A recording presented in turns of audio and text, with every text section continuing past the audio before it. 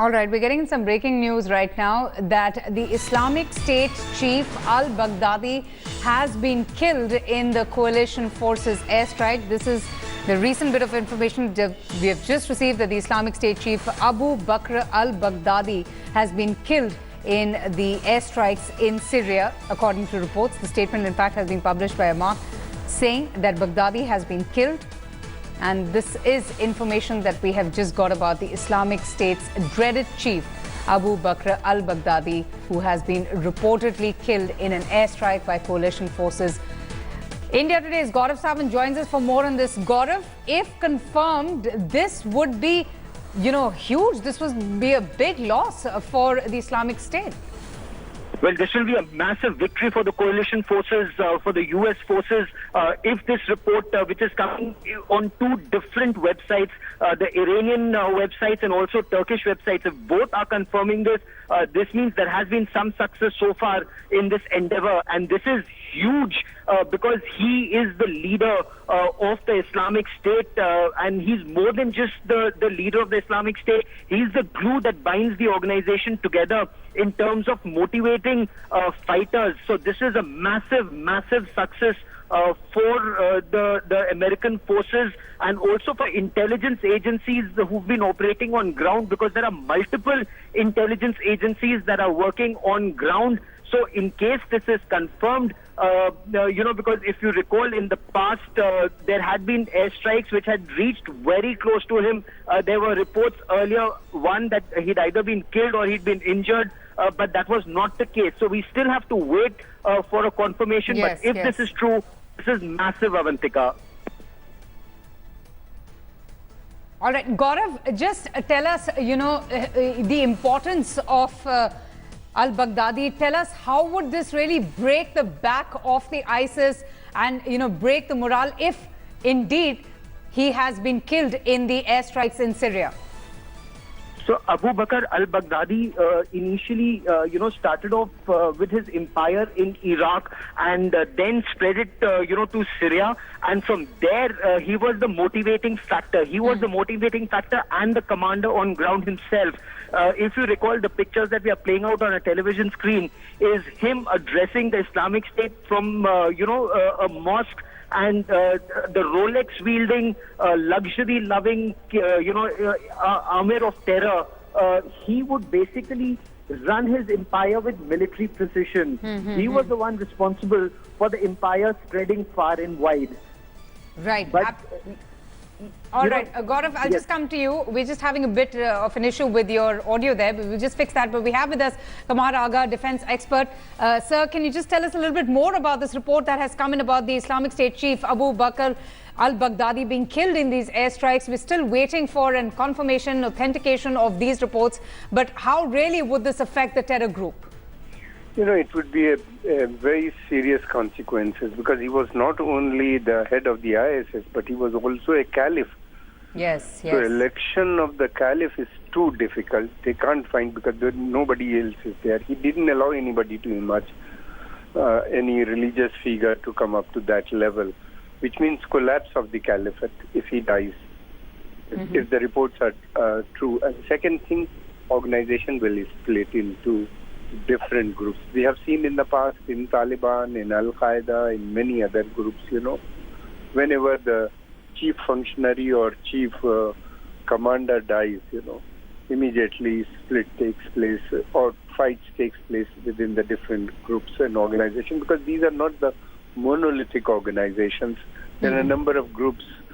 Then there are different tribal factors are also working. People belonging to different tribes have different allegiance to different leaders. They have their own commanders. There are a number of commanders. So normally what happens, the fight takes place among these groups to capture this organization. Third thing, the organization has a lot of money, right, and weapons, in case if he dies, there will be bloody fight among other groups to capture this organization. And then second, the most important thing, the election of the caliph, because on him there was a consensus.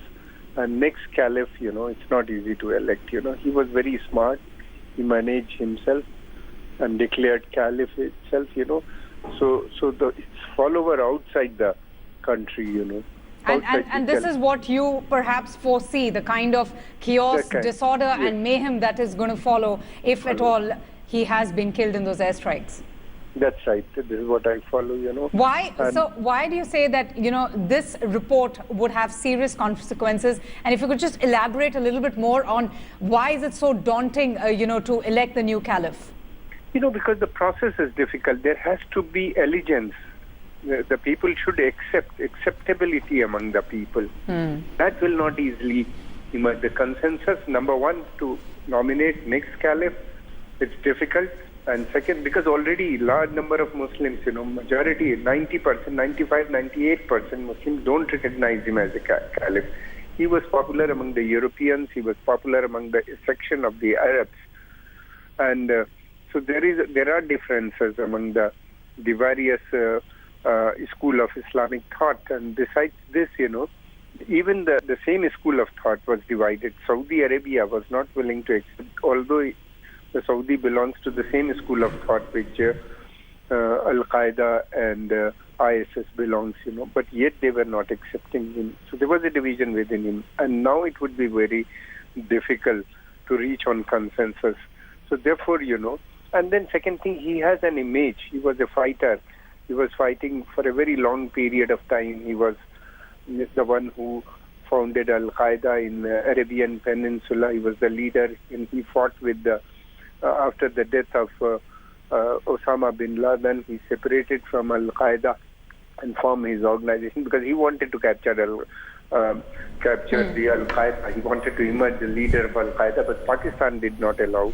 Right. And Pakistan wanted Jawahari to become a leader. So therefore he separated, formed his own organization, ISL. He negotiated with the Saudis. Saudis helped him.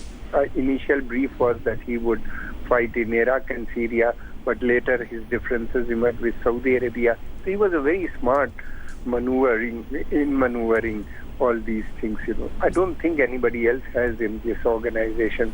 So then he forced other organizations to come close to him, because of money and because of the money factor as well as the armament which he was controlling. Right. Then he was the one who went into an alliance with the former Iraqi soldiers and the Ba'athist army, which has the backing, So all these things, I don't think anybody else has these qualities. There'll be big fight if the reports are true among the commanders, because nobody would accept. And the second caliph, it's a very major setback to Al-Qaeda. I think that's good news if he is dead.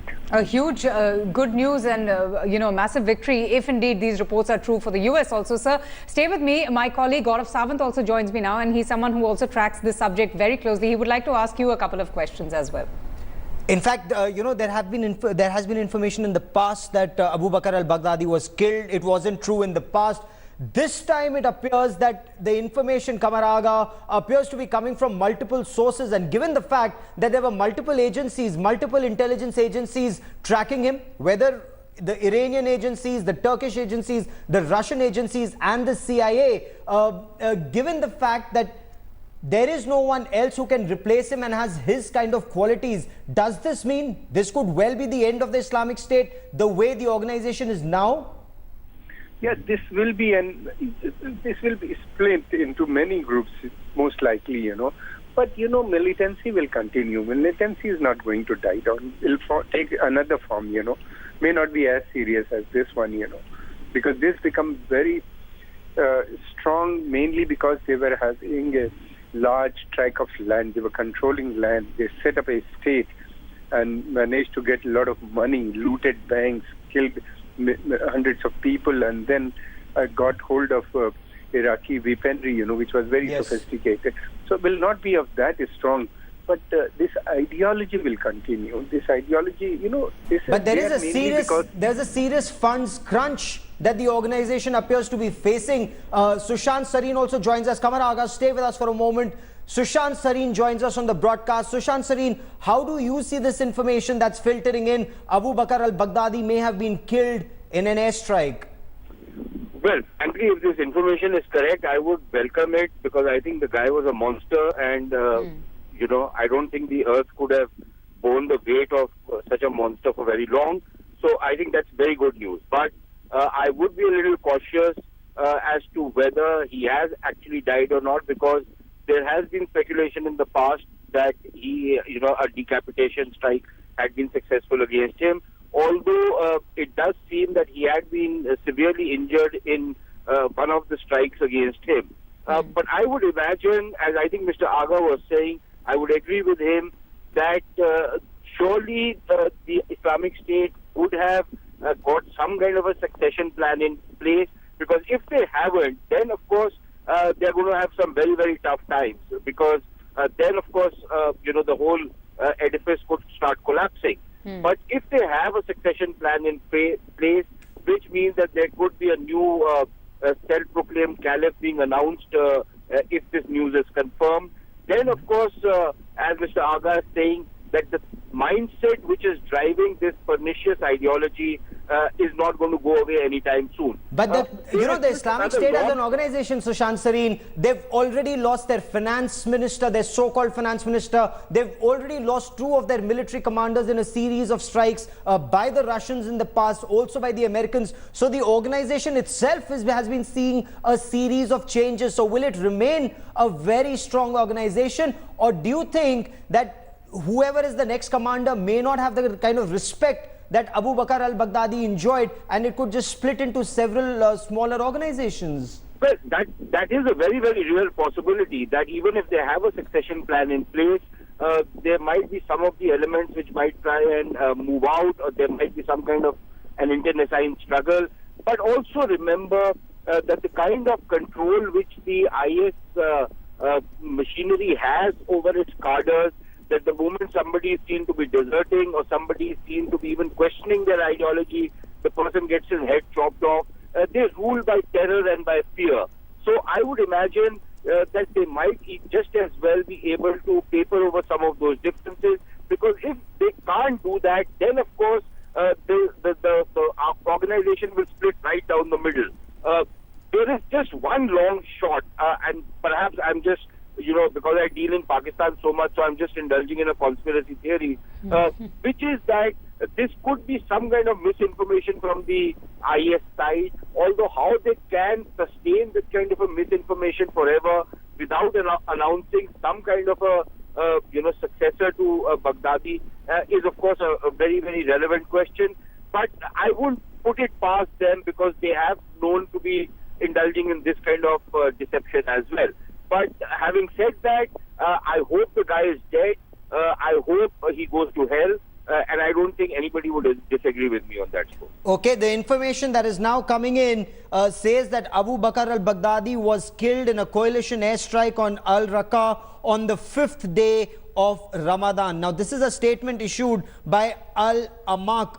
The US coalition, Kumar Aga, they haven't either commented or confirmed, and this information had come even in the past, which the US did not confirm. So could this be deception tactics, Kumar Aga? Sushant is right, because it has happened in the past also.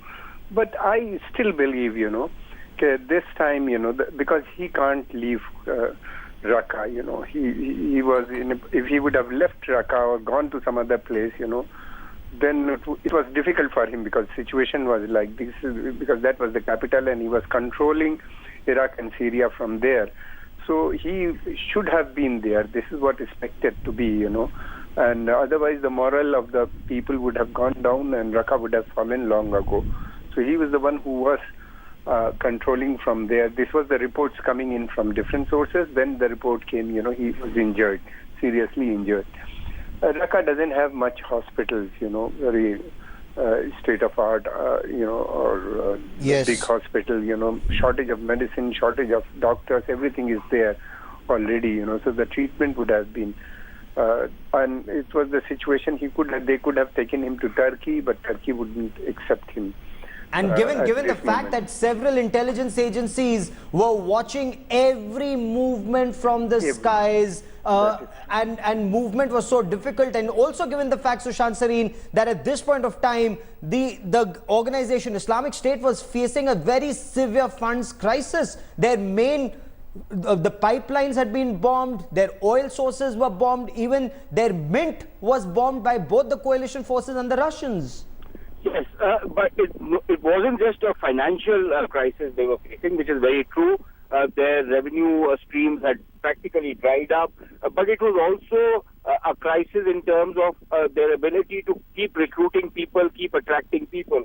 Because I think the Riot Act had also been read to the Turks, who had been playing a very dirty game on this whole Islamic State business, and the recruitment line through Turkey has also been checked very, very strongly.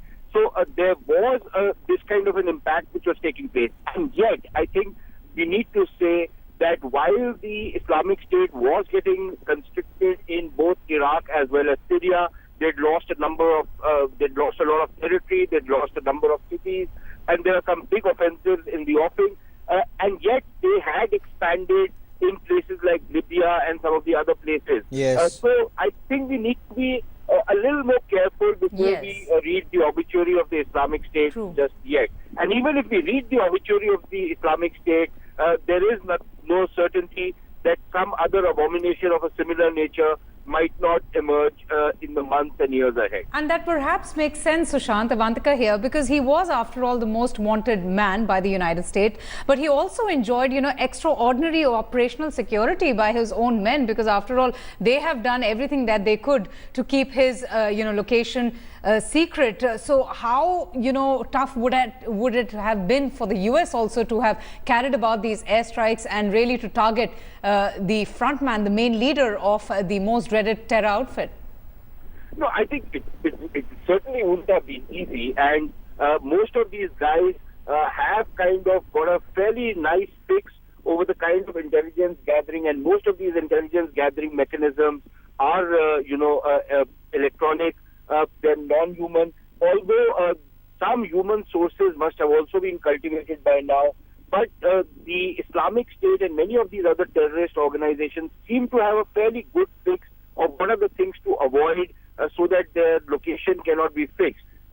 But despite that, if you have the kind of surveillance which the Americans are capable of bringing to bear against some of these elements, and the American ability to also join the dots, then perhaps it is not, it was simply a matter of time before they got the coordinates of this fellow and took him out.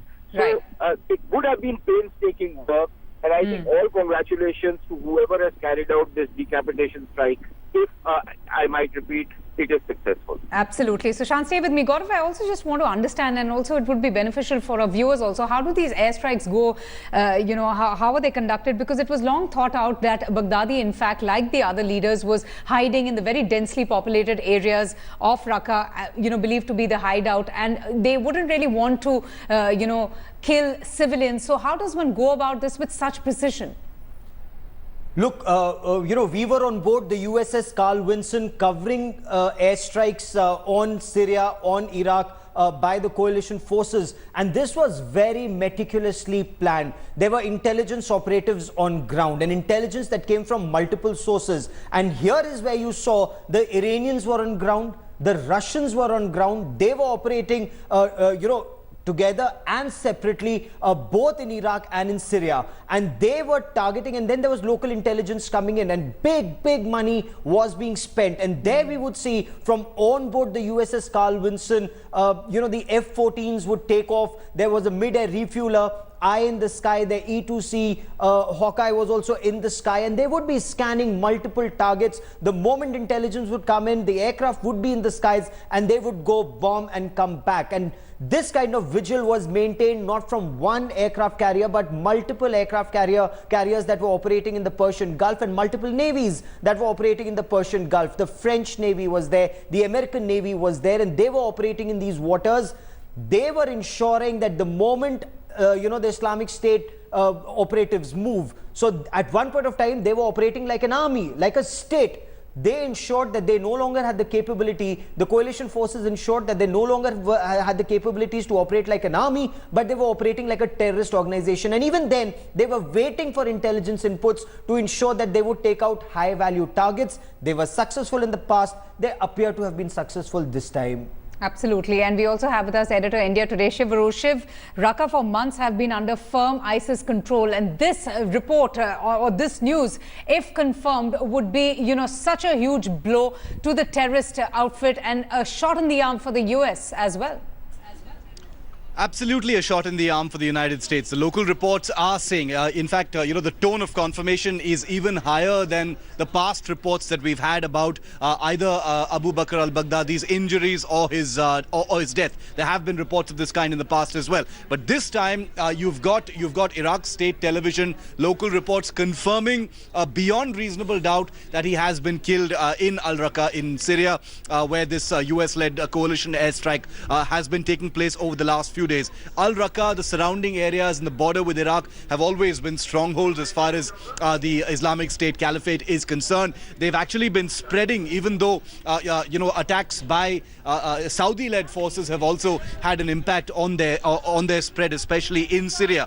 If Abu Bakr al-Baghdadi's a hold on the ISIS, which had seen some kind of a setback in the last 16 to 18 months, if that has been hit with his death, it will reveal for the first time, as Gaurav and I were discussing a short while ago, what the second rung of leadership within the Islamic State is. There is not very much decentralization that exists within the ISIS as compared to, say, the Al-Qaeda. So it's going to be very interesting to see which leaders will actually step up. Not very many people within the ISIS are actually known apart from Al-Baghdadi and his closest lieutenants. So now it's going to be an even more clear picture as to where the power centers post-Baghdadi actually lie within the ISIS. There was also news, Gaurav, that al-Baghdadi was on the move and that, the killing of the other senior ISIS leadership could have perhaps prompted or led the other ISIS leaders to be also moving around. But what news do you have on that front? Was there constant check on his whereabouts as well? Was there, any theory or news that he perhaps was being taken to different locations as a hideout? Well, at one point of time, the Islamic State had so much power that multiple vehicles would move together. 20, 30 Humvees and other vehicles and tanks would move together. That is when the Islamic State was operating like an army. But because the eye in the sky was constantly keeping an eye on the movement, not even 2 to 3 trucks or 2 to 3 vehicles would move together. There were times that these senior commanders would move in one single vehicle and even that would be attacked by the coalition forces if intelligence was confirmed. So a lot of the leadership was trying to run away from Iraq and Syria, and they were hiding in Libya. And Libya had multiple ISIS commanders, and that led to clashes and areas being divided into strongholds of various ISIS commanders. So Abu Bakr al-Baghdadi, since he was controlling the Islamic State, since he was the Amir or the Sheikh, he was the Sheikh, the invisible Sheikh of the Islamic State, he was hiding in Al-Raqqa. There was information that he'd been seriously injured in a coalition airstrike, and he could not move. But as Kumar and Sushant Sareen were also pointing out, that medical attention to him was at a very basic level, and that is why his health was deteriorating. So that was the information that was coming in. The finance head, the defense head, a lot of these leaders had been killed in other coalition strikes. So their second rung of leadership wasn't very clear. It remains to be seen how the story moves forward now. Absolutely. Very interesting, developments there. For now, Shiv, Gaurav, Mr. Aga and Sushant Sareen, thank you all for joining us. We'll have to take